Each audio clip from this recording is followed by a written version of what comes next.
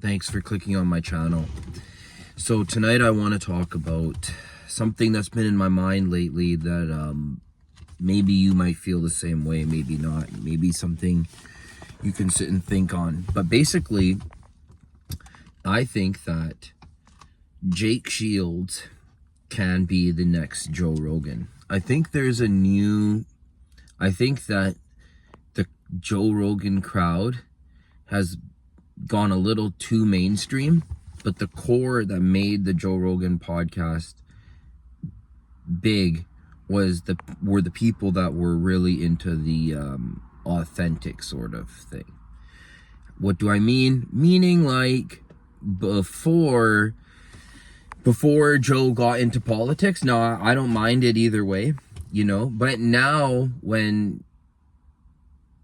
when you're talking about politics, it gets very weird, because it's like, is there an incentive there? In the back of your mind, you're always kind of wondering, like, is there an angle? Is there an angle? Am I being naive to think that there isn't an angle? So with Joe Rogan, it's like, he's cool, but he's also very out of touch in a way because he's too big. But if you look at a lot of these fighters, they've made podcasts.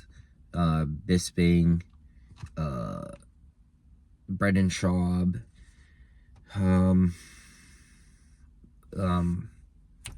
what's his name? The guy with Sean O'Malley. But I think that Jake Shields was very viral on Twitter, and I think that there's a lot of people that like the lane he's in his if you look at the alternative dark web, there's like the alternate or intellectual dark web. There's Jordan Peterson and Brett Weinstein and a lot of these very like academic intellectual rebels, and then there's this other side of things where you have the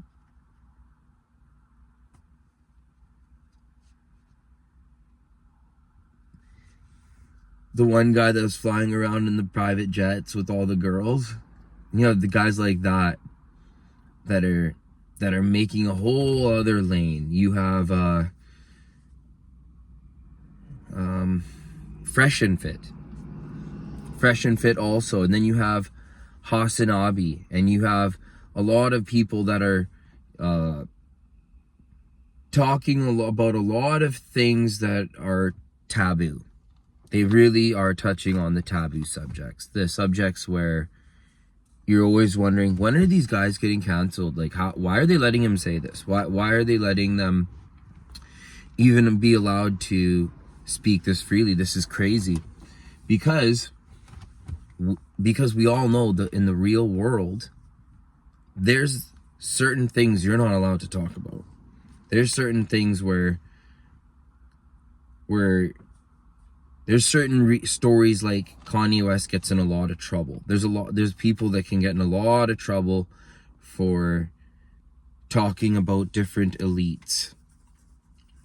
So I think that Joe Rogan now saying that, he would like to be an MSNBC news host if Elon Musk buys Twitter. Okay. Now, what if he actually does do that? What if he actually works for MSNBC? What the hell? Because you'd be like, this was a really good strategy to make me all of a sudden really believe in mainstream media.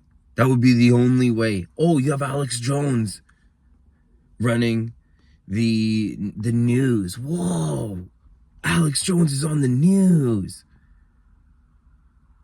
But it would be very weird. You would have to really go and look back and think that these guys, if they were bought and paid for, they really did a good job of keeping ideas and stuff a certain way, a very certain way, like a very corralled, like a Daily Wire.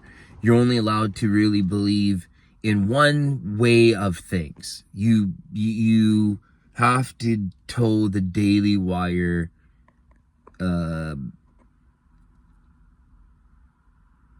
you paint with their colors.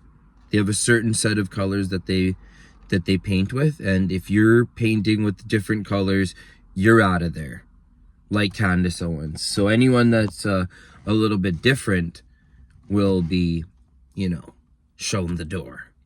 So I think that the new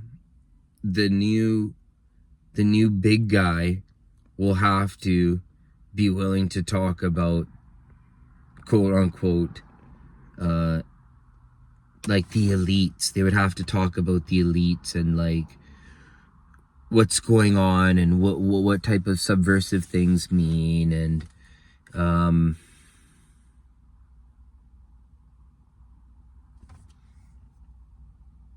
yeah, there'd be a lot of people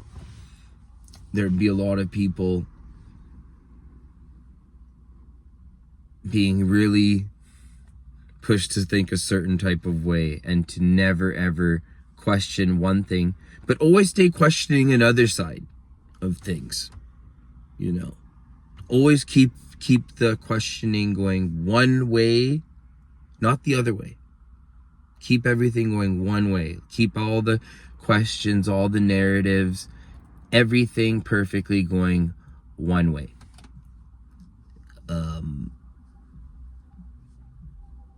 Like an example, Joe Rogan, with this whole Ukraine thing, he went against the narrative, and a lot of people online really went after him.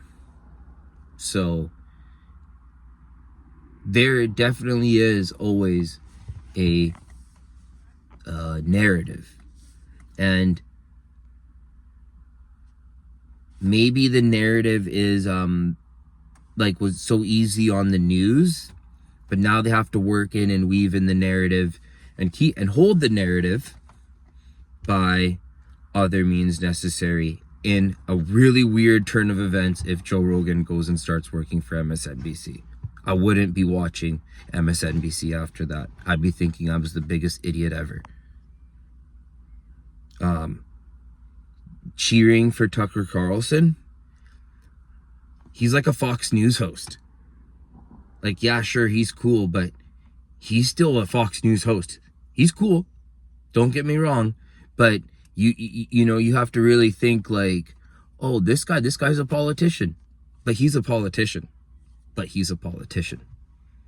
So Jake Shields, because he's a champion of the UFC, it shows that extra level of like, not only were you a fighter, but you won. And same with Andrew Tate, because you're a champion.